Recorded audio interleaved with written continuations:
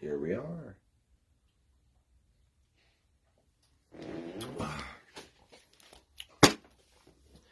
Mark chapter 6.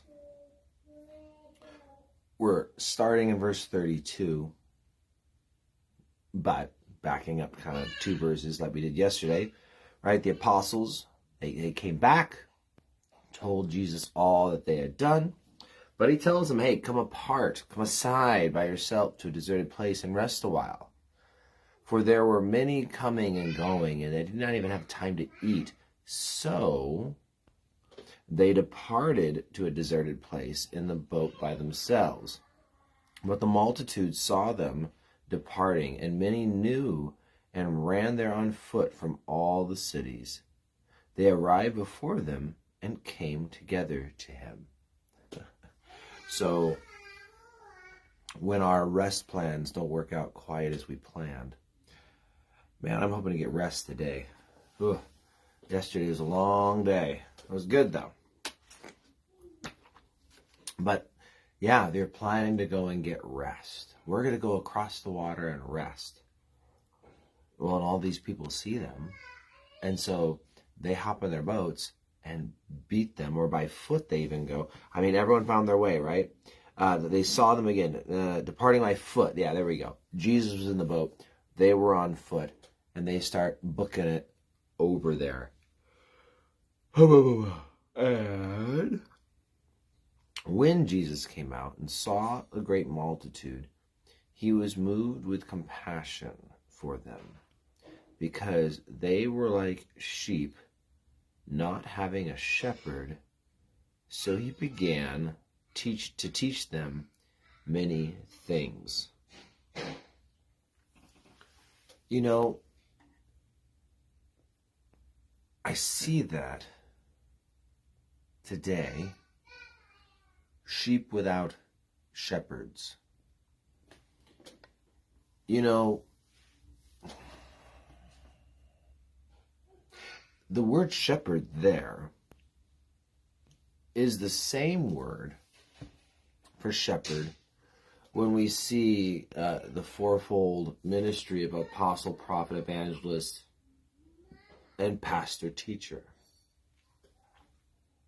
That place there is the only place actually in the New Testament that the New King James Bible puts the word pastor. But it's the same word. Poimon is a shepherd or a pastor.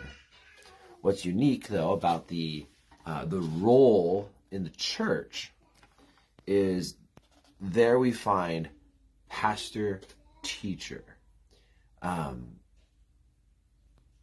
know, not everyone was a huge fan of English grammar and punctuation and all of that stuff.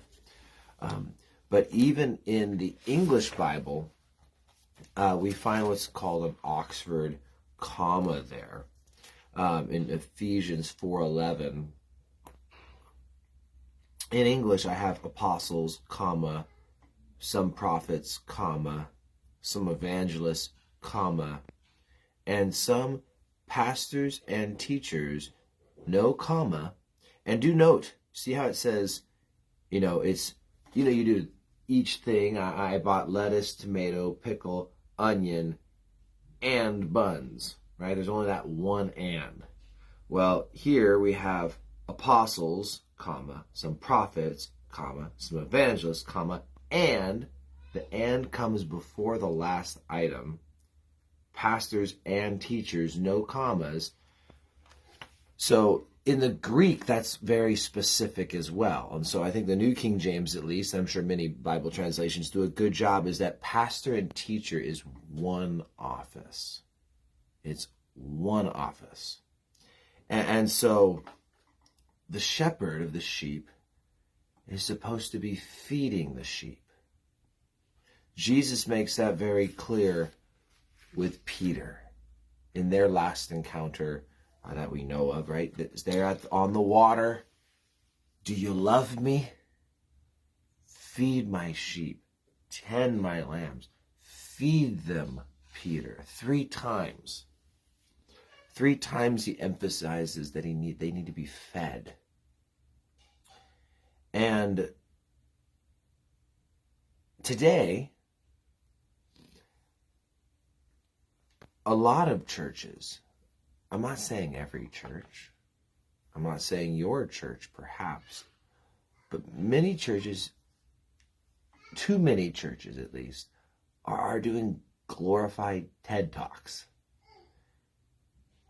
We find inspirational messages that are exciting and get people kind of hyped up, but it doesn't really teach them anything. And, you know, I almost could imagine it being like, ooh, my battery's really low. I forgot to charge my phone last night. I'm going to have to make this quick and finish up that. It'll be a short one today. But in short, guys, it's like feeding a kid on a diet of candy. Don't work.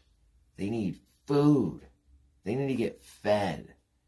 And Jesus saw all these people like sheep without a shepherd. And I see it sometimes. You see people, they're hungry for the word of God. They don't even know they're hungry until all of a sudden they get fed a good meal. And then they're like, whoa, what's this? What this is called, bread?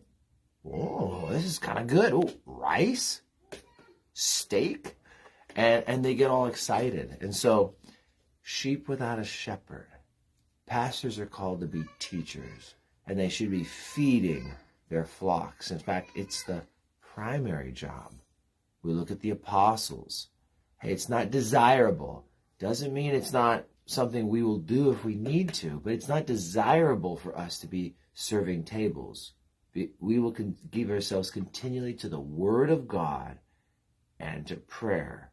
Acts 2:42, the people continue steadfastly in the apostles' doctrine is the first thing. The apostles gave themselves over to the study and teaching of the Word of God. And so hopefully you have a pastor shepherd who is a pastor teacher who's going to feed the sheep. And the best way you can tell is because those sheep are fat and happy. They know how to take care of themselves, and healthy sheep begat healthy sheep. I don't need to preach the gospel every Sunday because I've equipped a large group of people to effectively share the gospel on their own. And Sunday mornings, rather than thinking about how can my message get 8 people saved today, I'm more so thinking about how is this message going to equip the flock? Because I'm expecting believers to come on a Sunday morning, and those believers need to be equipped to do the work of the ministry. All right, I'm like 2% battery, so I'm going to take off while I still can. God bless you guys. Have an amazing 5th of July. God bless America. I'll see you guys around.